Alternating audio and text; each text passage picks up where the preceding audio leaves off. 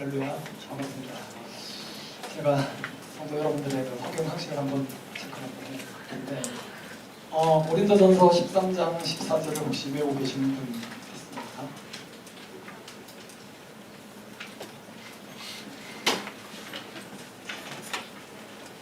없어요? 찾고 계시네. 고린도전서 13장 14절이 어디 있습니까? 없잖아요. 자, 고린도전서 13장 14절을 제가 만들겠다는 거죠. 말씀, 기도, 찬송 이 세 가지는 항상 있을 것인데 그 중에 제일은 찬송이라. 말씀이 뭡니까? 말씀은 믿음에 대한 믿음의 대상이잖아요, 그죠? 그다음에 기도는 뭡니까? 소망의 이유잖아요, 그죠? 찬송은 뭡니까? 사랑의 표현이잖아요. 그래서 마지막에 남는 건 찬송이다. 우리가 천국에 가서 제일 먼저 실업자가 될 사람은 목사가 되는 거죠. 예수님 앞에서 말씀을 전하겠어요? 말도 안 되는 거죠. 거기서 오로지 찬송만 영원할 것이다. 그 중에 제일은 찬송이다. 그래서 이렇게 찬양하는 이분들이 복된 분들이죠. 그래서 저는 두 자녀를 전부 다 성악을 시켰다. 영혼에 대한 투자. 그래서도 가끔씩 트럼펫을 연주하고 있다. 실직자를 제가 기해서. 오늘 맥주 감사주일인데 제목을 특별히 근데 오늘 보니까 외국 분들이 계셔가지고 통역을 하시는 수고를 하는 것 같아요. 상당히 좀 더 부담이 되는 것 같은데 발음이 시원찮은데 어쨌든 영어도 가끔 전문 용어에 대해서는 영어를 같이 배울 수 있으면 더 해야 될 것 같습니다. 구약에 나오는 우리가 이스라엘 7대 절기 하면은 7가지가 있잖아요. 그게 뭐죠? 순서대로 보면 6월절, 그 다음에 무교절, 그 다음에 초실절, 그 다음에 조금 건너뛰어서 77절, 그 다음에 나팔절, 그 다음에 속죄일, 그 다음에 초막절 이렇게 7개가 있는데 그렇다면 이 맥추절이 맥추 감사절이니까 맥추절을 또 생각하게 되죠. 맥추절은 그럼 구약의 절기로 뭐하고 관계 있을까 하는 생각을 한번 해볼 수 있겠죠, 그죠? 77절을 다른 말로 이제 오순절이라고도 얘기를 하죠. 그런데 또는 뭐 맥추절로 표현하는 걸 들어본 적이 있을 겁니다. 자, 이것은 출애굽기 34장 22절에 나오는 말씀. 77절, 곧 맥추의 초실절을 지키고 새말에는 수장절을 지키라는 말씀에서 이 맥추의 초실절을 맥추절로 해석한 데서 비롯됐다라고 할 수가 있습니다. 그런데 이 맥추의 초실절에서 맥추라는 단어, 즉 오리추수라고 하는 이 맥추라는 단어가 우리말 성경에 사실 잘못 번역이 되어 있다는 거죠. 맥추로 번역한 단어가 원래 원어에는 오리가 아니라 미래추수로 이렇게 기록되어 있더라고요. 밀과 보리는 다르잖아요. 보리는 시기적으로 이때가 아니라 더 이른 초실절과 관련이 있습니다. 초실절의 첫 이삭을 드리는 게 그 밀 이삭이라고 하는 거죠. 그게 보리 이삭이라는 겁니다. 자, 그래서 이스라엘은 보리를 밀보다 먼저 추수하기 때문입니다. 따라서 77절은 신약의 오순절과 같은 날로 볼 수는 있지만 맥추절이다라고 부르는 것은 적절하지 않고 성경에는 맥추절이라는 단어가 없다라고 합니다. 자, 그렇다면 오늘 우리가 지키는 이 맥추 감사주일은 무엇인가? 우리 한국교회가 매년 7월 첫째 주일을 전부 다 똑같이 맥주 감사주일을 지키고 있는데, 자, 추수감사주일이 우리가 미국 청교도들이 그 전통에서 비롯된 것처럼 이 맥주 감사주일은 보리 추수 시즌에 지정해서 우리 한국교회가 똑같이 정해서 드리는 한국교회의 전통이다라고 생각하면 될 것 같습니다. 한 해의 반을 하나님의 은혜 가운데 보낸 것을 감사드리는 그런 절기라는데 의미를 두시면 될 것 같습니다. 자, 지난 반년을 돌아보며 여러분들 하나님의 은혜에 감사할 거리가 얼마나 많이 있습니까? 추세했던 계획들이 잘 이루어져서 감사하기도 하겠죠. 또 사업이 번창해서 축복받은 것 감사한 일이죠. 직장에서 좋은 성과를 이룬 것 이런 것 등등 감사 제목들이 많이 있을 겁니다. 그런데 오늘은 이 모든 감사거리와 조금 다른 차원의 감사에 대해서 생각해보고자 합니다. 오늘 말씀 제목같이 최상급의 감사에 대해서 말씀드리려고 합니다. 지난 반년 동안 이 최상급의 감사가 이루어졌으면 다행이고 그렇지 않다 하더라도 남은 반년 동안 우리가 이 최상급의 감사를 풍성히 이루어질 수 있는 그런 마음에서 이렇게 말씀을 전하고자 합니다. 자, 오늘 읽은 본문 말씀은 많이 알려진 선악과와 원죄와 관련된 내용입니다. 교인 중에서 모르는 사람이 없을 이야기고 또 교회를 다니지 않는 사람이라 하더라도 누구나 한 번쯤 들어보았을 그런 이야기죠. 너무나 많이 잘 알려진 이야기입니다. 자, 인류의 원죄는 에덴 동산에 있는 선악을 알게 하는 나무의 열매를 아담과 하와가 따먹으면서 실행되었습니다. 하나님께서 동산 중앙에 있는 나무의 열매를 먹지 말라고 명령하시면서부터 인류의 불행이 시작되었다고 할 수 있습니다. 그 나무만 거기 없었더라면 인류의 불행도 시작되지 않았을 터인데 라는 생각과 더불어 하나님께 대한 원망이 마음에서 불현듯 솟아나곤 하는 거죠. 자, 그런데 에덴 동산 중앙에 심은 이 선과 악을 알게 하는 나무는 하나님께 대한 원망의 시작이 아니라 하나님께 대한 사랑의 시작임을 알아야 한다는 거죠. 사랑의 반대말이 뭐냐? 제가 옛날에 오래전에 한 번 본 적이 있거든요. 사랑의 반대말이 뭐라고 생각하십니까?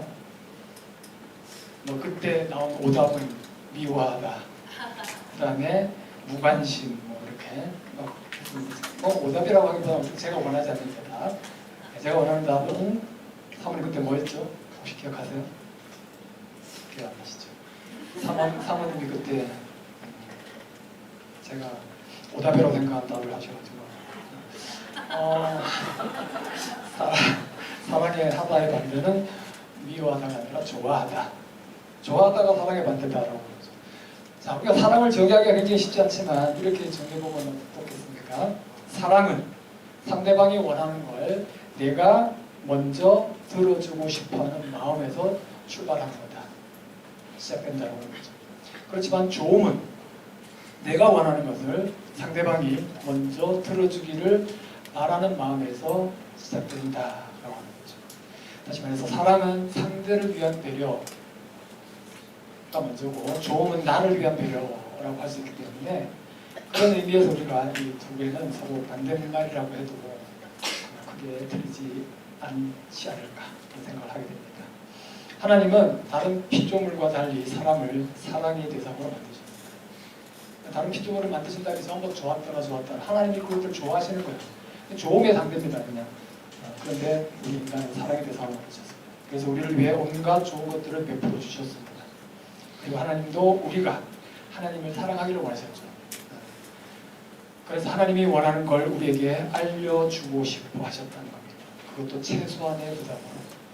그게 바로 선악과에 대한 부탁의 말씀이었던 겁니다. 하루에 한 번씩 꼭 3번 따먹도록 하는 부탁도 아니고 그냥 아무것도 안 해도 되는 그런 부담 없는 부탁입니다. 이것보다 더 부담 없는 부탁이 있을 수 있습니까? 그렇게 해서라도 하나님은 우리와 사랑의 관계를 만들고 싶어 하셨다라고 하는 겁니다. 그런데 사람은 그런 부담 없는 부담의 말도 지키지 못하고 거부하는 행동을 하고 말았습니다. 선과 악을 알게 하는 나무의 열매를 따먹고 말았죠. 그 결과 어떻게 됐습니까? 반드시 죽으리라는 말씀과 같이 되었습니까? 그 열매를 따먹은 사람에게 즉각적으로 나타난 변화가 무엇입니까? 반드시 죽는다는 경우와 같이 아담과 하와는 즉각 죽음을 맛보게 됐습니다. 이 죽음은 육체의 죽음, 이제 혼과 육이 분리되는 그런 죽음뿐만 아니라 우리의 영이 하나님의 영과 분리되는 우리 영혼의 죽음까지도 포함한다라고 합니다. 창조 때 들어오셨던 하나님의 영이 우리를 떠남으로써 우리의 영이 죽게 되는 그 죽음이 즉각적으로 찾아왔다라고 하는 겁니다. 하나님의 영이 떠남으로써 그 결과 아담과 하와에게 생긴 변화가 무엇입니까? 서로의 몸을 부끄러워하게 되는 수치심이 생기게 된 겁니다. 성경은 이 변화를 뚜렷하게 강조하고 있습니다. 그래서 오늘 읽은 본문과 마찬가지로 본문처럼 창세기 2장의 마지막 절은 아담과 그의 아내 두 사람은 벌거벗었으나 부끄러워하지 아니하니라고 뜻이 납니다. 그리고 선악과를 따먹은 후 그들의 모습을 3장 7절에 이에 그들의 눈이 밝아져 자기들이 벗은 줄 알고 무화과 나무를 엮고 치마를 삼았더라 라고 대조적으로 기록하고 있습니다. 이처럼 선악과 사건을 중심으로 전과 후에 이 구절을 대조적으로 놓음으로써 그 부끄러움이 즉시 생겨났다라고 하는 걸 분명히 강조해서 말씀하고 있다라고 하는 겁니다. 자, 그렇다면 이 부끄러움이 어떻게 해서 생기게 되느냐는 거죠. 자, 이것은 이 몸에 대한 그 인식의 변화를 넘어서 보다 그 근본적인 변화와 과정이 있습니다. 이를 알려면 선과 악을 알게 하는 나무의 뜻을 조금 자세히 살펴볼 필요가 있습니다. 선과 악은 히브리 원어로 뭐라고 하냐면 선은 토고, 악은 라인데, 그러니까 영어로 말하면 그냥 굿, 그 다음에 배드라고 쉽게 생각하면 됩니다. 따라서 선과 악을 알게 하는 나무는 좋은 것과 나쁜 것을 판단할 수 있는 지식을 갖게 하는 나무라고 생각하면 되겠습니다. 자, 선과 악에 대한 지식, 좋은 것과 나쁜 것에 대한 지식이 없을 때는 아담과 하와 두 사람은 서로 벗은 몸을 보았지만 부끄러움을 느끼지 않았습니다. 그런데 이 지식이 생겨나면서 벗은 몸이 부끄러운 것을 알고 무화과 나무 잎으로 치마를 만들어서 치부를 가리는 행동을 하게 되는 겁니다. 되는 것입니다. 자, 그러면 부끄러움이 뭡니까? 부끄러움이란 나 스스로 판단을, 내가 판단할 때 나쁘다고, 배드, 나쁘다고 생각되는 것이 나에게 또는 나의 가족에게 또는 나의 친지에게 있을 때 느끼는 감정이라고 할 수가 있습니다. 내가 가진 게 없다거나 내가 배운 게 없다거나 내가 능력이 부족하다거나 하는 걸 생각하게 되어서 좋지 않게 여길 때 내 마음속에서 부끄러운 감정이 생기게 되는 거죠. 자, 죄를 짓기 전 하나님의 영이 우리 속에 함께하여 하나님의 영이 우리를 주도할 때는 좋은 것과 나쁜 것에 대한 구분이 없어서 사람의 눈에는 모든 게 만족스러웠습니다. 그러나 하나님의 영이 떠나고 우리의 영이 죽게 된 후에 우리의 혼이 주도권을 갖는 상태가 되었다는 겁니다. 이 혼이 좋은 것과 나쁜 것을 구분하는 지식을 갖게 됨으로써 벗은 몸을 좋지 않게 생각하게 되었다는 거죠. 그 결과 어떻습니까? 부끄러움이 생겨나게 되었다고 합니다. 자, 이제 이 굿과 배드에 대한 지식의 결과는 어떻게 됩니까? 벗은 몸에 대한 판단을 시작으로 인간의 생활 곳곳에서 나타나기 시작합니다. 좋은 것과 나쁜 것에 대한 판단은 좋은 건 나에게, 나쁜 건 남에게 돌리려는 이기심으로 커지고 남에 대한 비평과 불평이 생겨나게 되었다는 거죠. 아담이 보인 그 하나님께 대한 그 대화에서 보면 알 수 있겠죠. 왜 따먹었냐고 했을 때 아담은 뭐라고 합니까? 하나님이 주셔서 나와 함께한 그 여자 아담이 그 여자가 나에게 주므로 내가 먹었다는 말이에요. 하나님 왜 줬습니까? 이런 불만이 있는 거죠. 하나님께 대한 불만, 그 다음에 아내에 대한 불평, 이게 있는 거죠. 하와한테 물었을 때 하와는 왜 그랬냐 하니까 하나는 뭐라고 합니까? 뱀이 나를 꼬심으로써 내가 그렇게 했다라고 핑계대는 거. 나쁜 건 다 상대방한테 넘기려는 그런 마음들이 나타나는 걸 볼 수가 있습니다.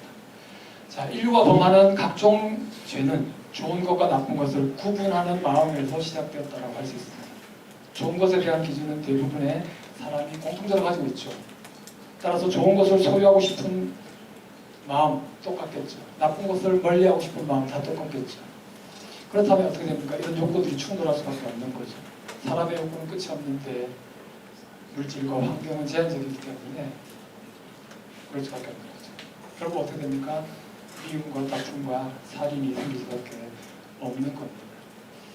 인류의 제약상은 시대를 거듭할수록 계속 진화합니다. 그래서 새로운 양상의 죄들이 계속 출현하고 있습니다. 단적인 예로 사기 범죄의 경우만 보더라도 그 수법이 정말 진화되고 날로 속이기 쉬운 형태로 변해가는 것을 볼 수가 있습니다. 그렇죠?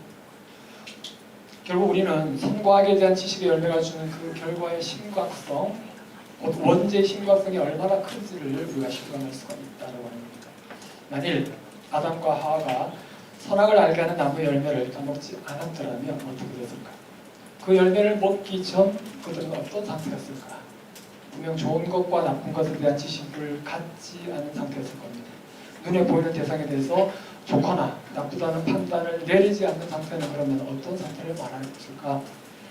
좋은 것과 나쁜 것이 반반 섞인 그런 상태일까? 아니면 좋은 것도 아니고 나쁜 것도 아니고 어떤 상태일 것일까? 하는 것에 대한 궁금증이 들죠. 자, 그래서 우리는 여기서 현대물리학의 그 양자역학에 대해서 좀 더 한번 다시 언급할 필요가 있을 것 같습니다. 머리 아픈 얘기가 됐었지만 최대한 쉽게 얘기하자면 요즘 유튜브에서 많이 얘기되고 있죠. 이 양자역학에서 양자 중첩과 양자 얽힘에 대한 거, 이 두 개의 개념에 대해서 잠깐 알아봐야 될 것 같습니다.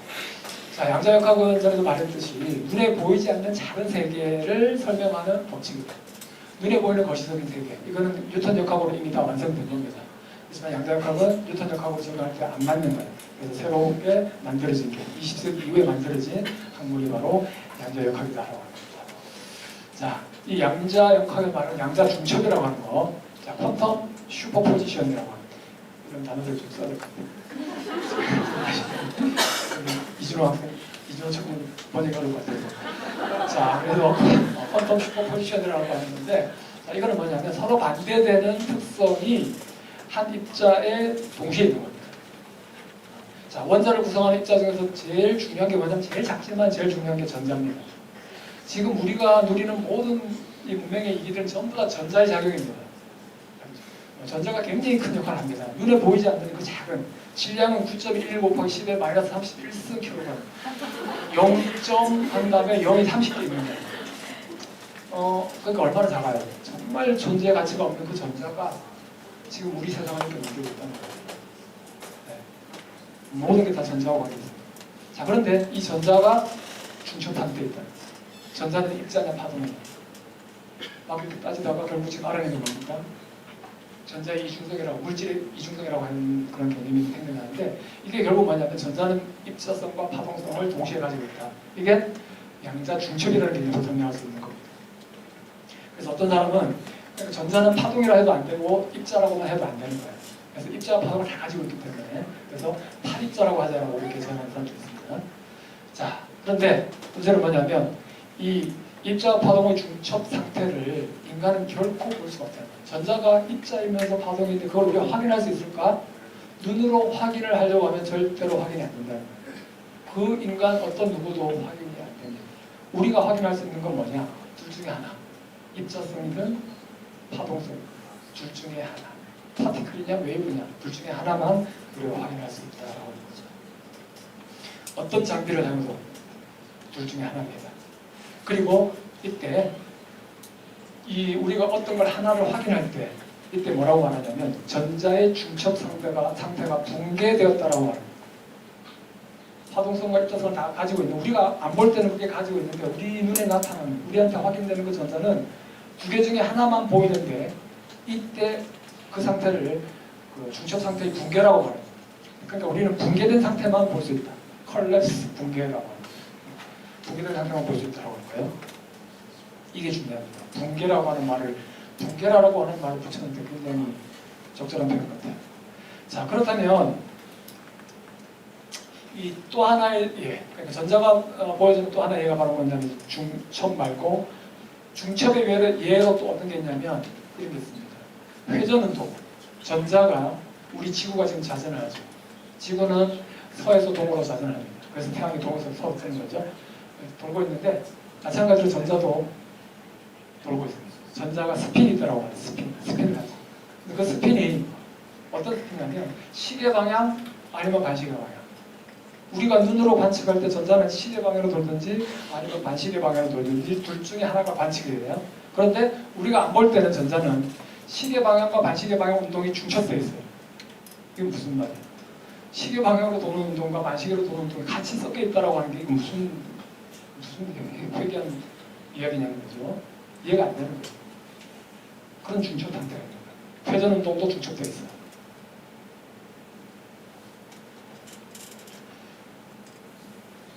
자, 또 하나의 이제 그러니까 우리가 중첩 상태를 가지고서 우리가 성경에서 찾아볼 수 있는 적절한 예 중에 하나가 뭐냐면 예수님이 부활하신 다음에 문이 닫혀 있는 곳에 예수님이 갑자기 가운데 탁 나타나시잖아요. 그죠? 이런 거 나타나셔가지고 보면 내 몸을 만져보러 갑니다. 영은 뼈와 살이 없지만 나는 있다고 합니다. 네, 똑같은 육신의 몸을 보입니다. 그런데 이걸 통과해서 오셨어요. 그러니까 예수님은 부활하신 후에 영의 몸과 육의 몸이 중첩된 상태.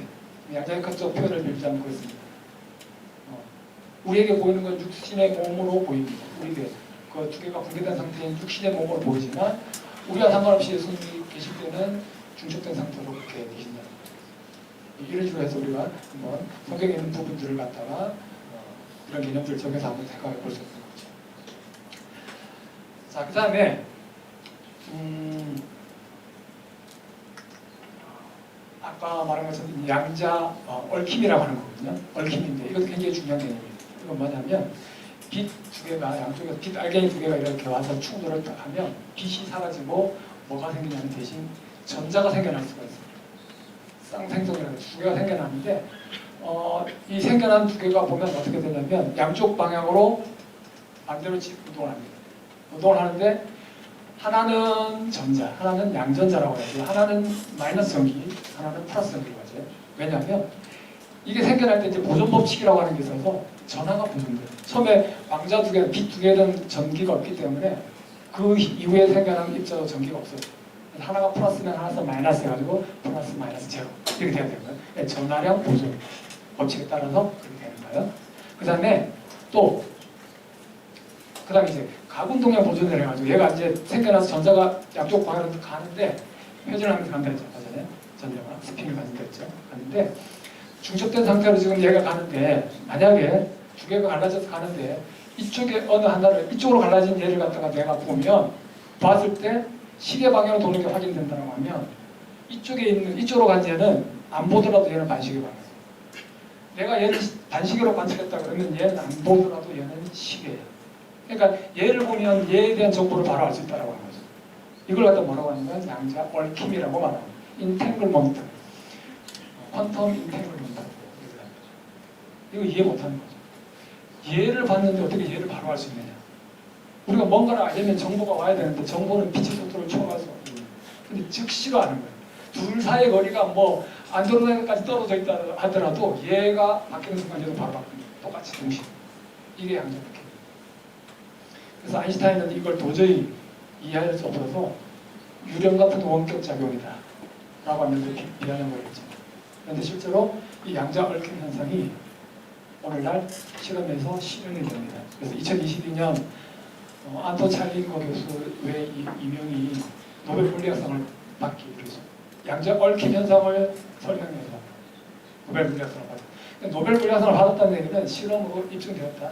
이거는 과학적인 팩트다라고 하는 거죠. 그리고 더욱이 이 양자 얽힘은 앞으로 양자 컴퓨터라고 하는 걸 들어보셨죠. 이 컴퓨터에 지금 응용되고 있는 거예요. 양자 얽힘.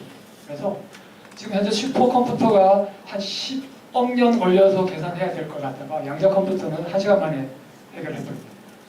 그렇게 연산 능력에서 비교가 안 될 정도로 뛰어난 컴퓨터가 양자 컴퓨터.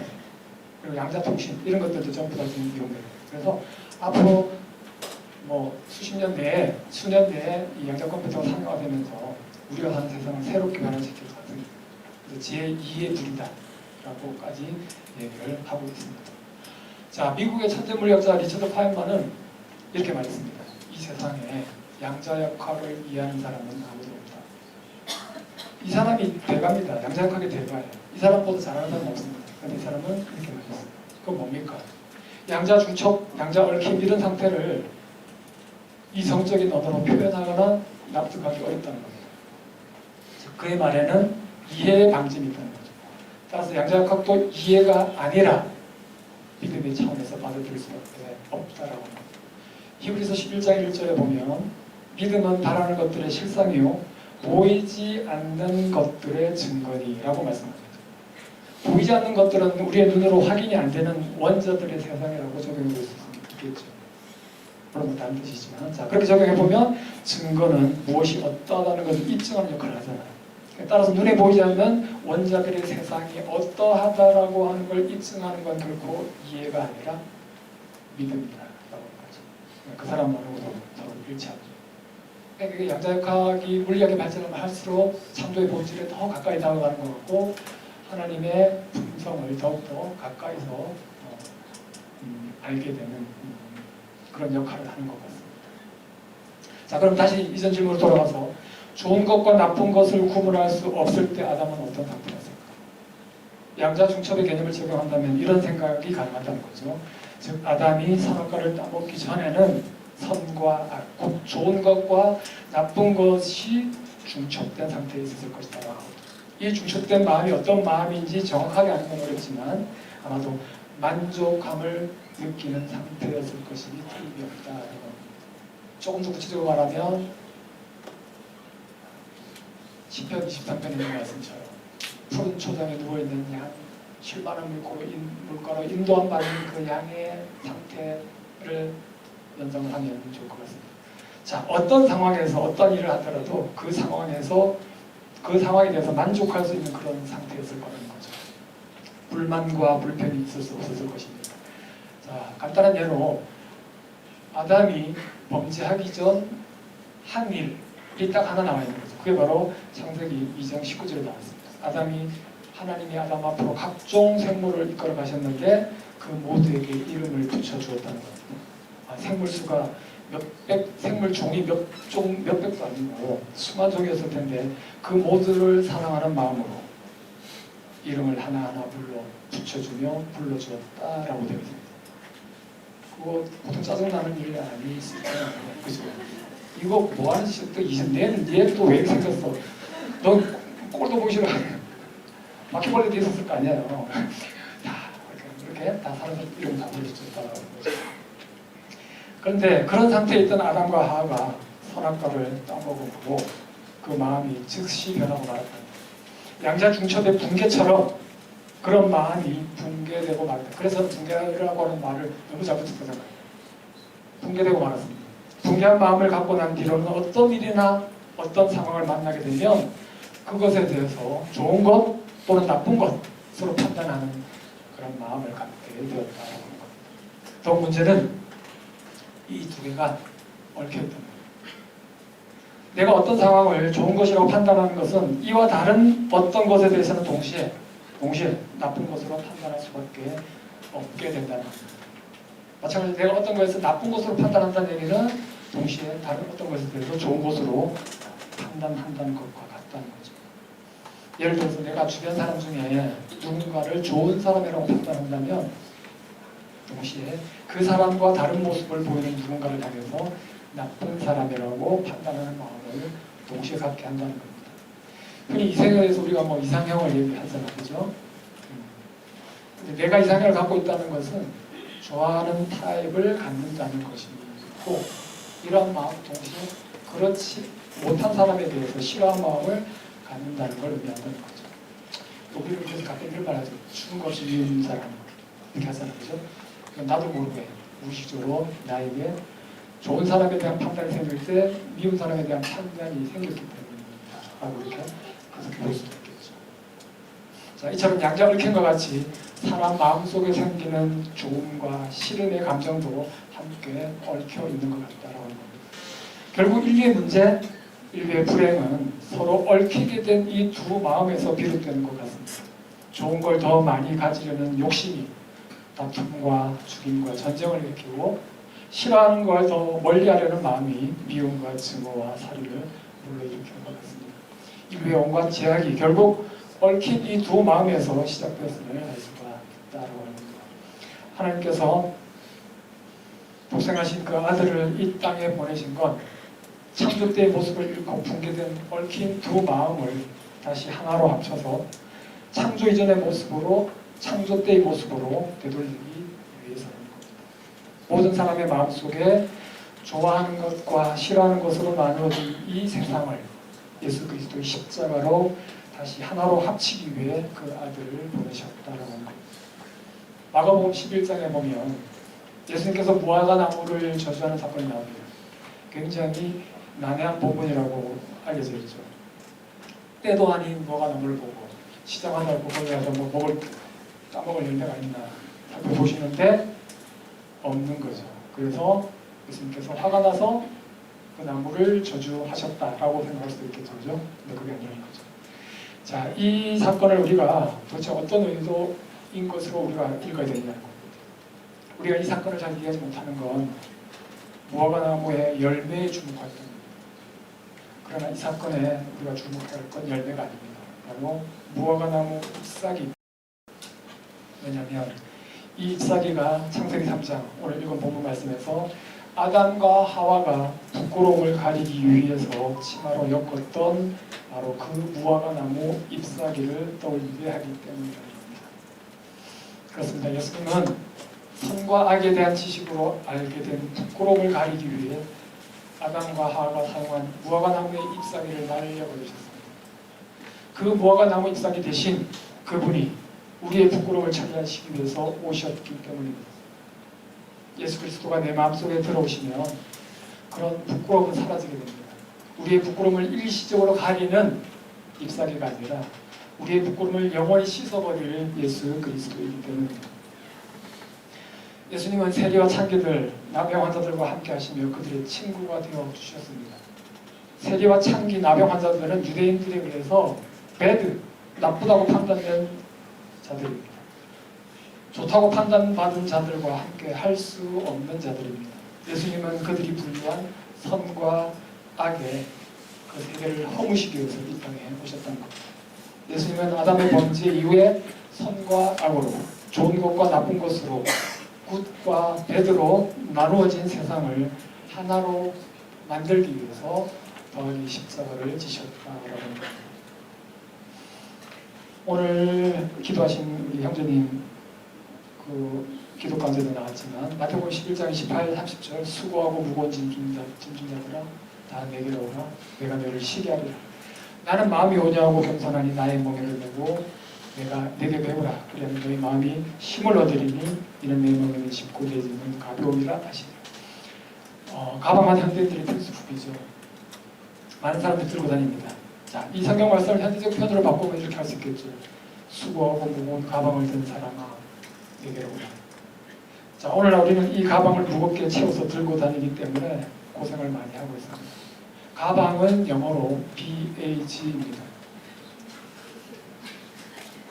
쉽죠. 그런데 그 가방 안에 가득 채운 게 뭐냐? BAG입니다. Bad and Good. 이라는 감사합니다. 이 골프를 잔뜩 넣어서 다닙니다. 우리는 이 골프를 가득 넣어서 만나는 사람마다 부딪히는 일마다 꺼냅니다. Bad. 어쩌다 이렇게 해서 골을 붙여요. 그런데 이것도 확실하기 때문에 철판으로 만듭니다. 그래서 너무 무거워요. 종이가 아니라 종이 골프가 아니에요. 철판에 철사로 막혀가지고 그냥 확 변하지 않게. 이 얽혀있는 벨트와 꼬리에 구스의 꼬리표를 동시에 붙여다니는 거죠. 얽혀있기 때문에. 예수님께서는 이 가방을 던져버리라고 말씀합니다. 이 가방이 이전에 제니였을 때도 자격이 없어서 안 어울렸지만 이제 의롭게 된 우리에게도 더욱 그 가방이 어울리지 않는다고 버리라고 말씀합니다. 제가 옛날에 몇 년 전에 한 10여 년 좀 더 됐는데 중국에 여행을 갔었는데 그때 그 여행을 갔더니 밤에 몰래 그 가이드가 안내를 하면서 여기 좋은 곳으로 데려간다고 가더라고요. 같이 갔는데 문을 여러 개 통과하고 막 일실 같은 데를 딱 들어갔더니 문을 탁 열고 들어갔더니 굉장히 화려한 방이 하나 나오는데 그 안에는 특 A, SA, 스페셜 A의 모조품들이 쫙 있는 거예요. 그래서 거기 있는 가방을 하나 샀죠. 루이비땡 가방 건데 이렇게 말하면 다 아시겠네. 그러니까 못 알아들어야 되니까 루땡땡땡이라고 하는 가방. 그래서 제가 하나 샀는데 정확하게 10%입니다. 200만 원짜리 그때 20만 원 주고 샀어요. 그래서 그냥 아주 의기양양해가지고 그 세관 통과할 때 걸릴까봐 막 그냥 가슴 조이면서 무사히 통과해서 집에 와서 줬죠. 아내한테. 그래서 며칠 들고 다니는 것 같더니 며칠을 못 가더라고요. 도저히 부끄러워서 못 들고 다니겠다. 도저히 창피해서 못 들고 다니겠다. 정말 SA입니다. 누가 봐도 그건 몰라요. 지품하고 똑같아요. 똑같아요. 그런데 마음이 허락하지 않거든요. 도저히 이거는 내가 들고 다닐 자격이 없다라고 생각해요. 이 정도 가방을 들고 다니면 부의 정도가 이만큼 돼야 되는데 우리 형편에 뭐 이거 너무 창피한 거죠. 그래서 그걸 버리더라고요. 그래서 너무 미안해가지고 제가 이제 그 이후에 얼마 있다가 이제 결혼 기념일 때 닭땡이라고 하는 진품을 이제 가졌는데 그래봐야 그 모조품 가격 정도밖에 안 되는 거잖아요. 그래서 하는데 그것마저도 안 들고 그냥 저기다 진열해 놓고 있으면 않습니다. 그러면서 그냥 3, 4만원짜리 가방 이게 제일 편하다고 그걸 들고 다니더라고요. 그러니까 자격이 아니자 안 된다라고 해서 버린다는 마찬가지입니다. 우리가 그 꼬리표가 들어있는 그 가방 우리한테 자격에 우리한테는 어울리지 않는 가방입니다. 그걸 예수님이 버리라고 하십니다. 이제 예수님께서 새로 주시는 가방 메이드 인 지저스 이 가방을 제가 모든 상황과 모든 일에 굿을 붙일 수 있게 하는 그 배드의 꼬리표가 없는 가벼운 가방입니다. 그래야 우리가 이 참심을 얻을 수 있다고 그렇게 말씀합니다. 우리는 시작에서 예수님의 말씀대로 마음속에 참심을 얻은 한 사람을 찾을 수 있습니다. 그가 바로 사도 바울입니다. 바울은 빌립보서 4장 11, 12절에 내가 궁핍함으로 말하는 것이 아니다. 어떤 형태든지 나는 자족하기를 배웠노니 나는 비천에 처할 줄도 알고 풍부에 처할 줄도 알아 모든 일, 배부름과 배고픔과 풍부와 궁핍에도 처할 줄 알아. 아는 일체의 비결을 배웠다고 말씀합니다. 여기서 풍부는 좋은 거, 궁핍은 나쁜 거. 배부름은 곧, 배고픔은 배부라고 할 수 있습니다. 그런데 이 모든 것에서 나는 자족하는 비밀을 알게 되었다고 말씀합니다. 일체의 비결이 비밀을 뜻하는 단어입니다. 사도 바울이 이 고백 속에서 우리는 아담이 선악과를 따먹는 죄를 짓기 전에 마음 상태를 엿볼 수 있습니다. 그 이전의 상태로 돌아갈 수 있는 비밀을 알게 되었다고 고백하고 있습니다. 그렇다면 그 비밀은 무엇입니까? 사실 그 비밀은 이미 사도 바울이 자랑했기 때문에 더 이상 비밀이 아닙니다. 물론 아직까지 믿지 않는 자들에게는 비밀이죠. 갈라디아서 2장 20절 내가 그리스도와 함께 십자가에 못 박혔나니 그런즉 이제는 내가 사는 것이 아니요 오직 내 안에 그리스도께서 사시는 것이다. 이제 내가 육체 가운데 사는 것은 나를 사랑하사 나를 위하여 자기 자신을 버리신 하나님의 아들을 믿는 믿음 안에서 사는 것이다. 이 말씀 속에 그 비밀이 공개되어 있습니다. 그 비밀은 내 안에 사시는 그리스도입니다. 나를 살게 하는 게 나의 의지와 감성과 지성이 아니라 예수 그리스도라고 하는 겁니다. 요즘 목사께서 많이 말씀하고 있죠. 내 안에 누가 왕이냐, 그 왕자에 내가 앉아있느냐, 예수님이 앉아있느냐 그런 말씀 많이 하시죠. 지난주 우리 어떤 목사님 말씀 중에서도 왕자를 지나니 그것도 결국은 뭡니까? 성령 충만 안에 역사가 없으면 안 된다는 다 같은 맥락입니다. 그렇습니다. 에덴 동산에서는 인류를 죽음의 위험에 빠뜨릴 선악과라는 나무가 있었지만 하나님은 그 위험한 나무 옆에 생명의 나무를 같이 놓아주셨습니다. 그 생명나무로 만든 십자가로 그 열매를 따먹고 붕괴한 인간의 마음을 치유하실 계획을 이미 갖고 계셨다고 합니다. 성도 여러분 하나님께 무엇이 감사합니까? 내가 좋아하는 것과 갖고 싶은 것을 많이 갖게 해주셔서 감사합니까? 그거는 누구나 감사하니까 세상급이 아니라 보통에 감사할 겁니다. 그런데 이런 감사는 내가 싫어하는 것과 내가 갖기 싫은 건 남이 가져갔을 것이고 그래서 감사하던 말과 크게 다르지 않다라고 합니다. 또한 내가 싫어하는 것이 내게 일어날 때는 하나님을 저주 원망하곤 합니다. 내가 좋아하는 것이 남에게 일어나서 하나님을 원망하기도 한다는 말과 다르지 않습니다. 결국 이런 이유의 감사라면 감사와 원망의 마음이 번갈아 일어날 수밖에 없을 것이고 이 둘을 더하면 과연 남는 감사가 있을까 하는 거죠. 오늘 맥주 감사절을 맞이하여 우리가 보여야 할 더 좋고 귀한 감사는 무엇입니까? 내 마음속에 붕괴된 두 마음, 곧 좋음과 싫음의 두 마음이 하나로 합쳐져서 만족할 수 있는 마음을 갖게 되었다는 것에 대한 감사는 어떻습니까? 아직 어떤 상황, 어떤 일에도 만족할 수 있는 그런 마음이 되지는 못할지라도 그런 대상이 점점 확대되고 넓혀지고 있다는 것에 대한 감사의 마음이 든다면 그게 하나님께서 가장 기뻐하시는 최상급의 감사가 아닐 거라고 합니다. 예전에는 이 사람하고는 내가 절대로 같은 목장에서 함께 할 수 없어 라고 생각했는데 이제는 이분과도 얼마든지 가족같이 어울릴 수 있다는 생각이 들면 그건 최상급의 감사거리임에 틀림없습니다. 그전에는 이 아이와 내 아이를 같이 놀게 할 수 없다라고 생각했지만 이제는 언제든 함께 뛰어놀고 함께 뒹굴 수 있다면 라고 생각한다면 그것 또한 분명 최상급의 감사일 겁니다. 그전에는 남편, 직장 상사, 친구의 그런 언행을 나쁘다고 판단하면 절대로 용납할 수 없었지만 지금 얼마든지 이해하고 받아들일 수 있다면 이 또한 최상급의 감사인 게 틀림없습니다. 그전에는 저런 설교 수준답고 식상에도 못 들어주겠다고 했지만 지금은 은혜와 감동 속에 아멘으로 받게 된다면 이것 또한 최상급의 감사일 것입니다.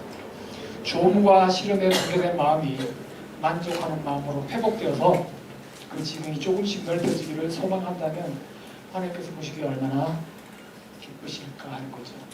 우리는 이제 비밀을 깨달았습니다. 저는 아닙니다. 여러분도 아닙니다. 우리 모두 아닙니다. 오직 성령을 통해서 내 안에 그리스도께서 충만하게 역사하시어 나의 생각, 나의 삶을 지배하고 다스리셔야만 합니다. 그럴 때 비로소 아담이 만든 붕괴된 두 마음의 세계가 그리스도 예수 안에서 하나가 되어서 온전한 기쁨과 만족으로 가득한 세상이 될 것입니다. 외부 환경은 아무것도 바꿈이 없을지라도 분명 그 세계를 새롭게 맛보고 누리게 될 것이라는 확신을 가지게 됩니다. 또한 그 비밀을 깨닫게 하신 하나님께 먼저 최상급의 감사를 올려드리는 저와 여러분이 될 수 있기를 주님의 이름으로 축복합니다. 기도하겠습니다. 하나님 아버지, 이제 하나님께서 우리 한성교회 교인들을 성숙하게 보시고 이제는 너희들도 이런 감사를 드릴 때가 되었다고 그렇게 인정해 주셨기에 오늘 이런 말씀을 주신 줄 믿습니다. 우리 마음속에 좋은 것 나쁜 것 구분하는 그런 마음을 없애주시고 그리스도의 십자가로 온전히 하나가 되어 모든 것에 만족할 수 있는 그런 기쁨을 누릴 수 있는 성숙한 그리스도인들이 될 수 있도록 우리의 삶을 이끌어 주시고 인도해 주시기를 원합니다. 감사드리며 예수 그리스도의 이름으로 기도드립니다.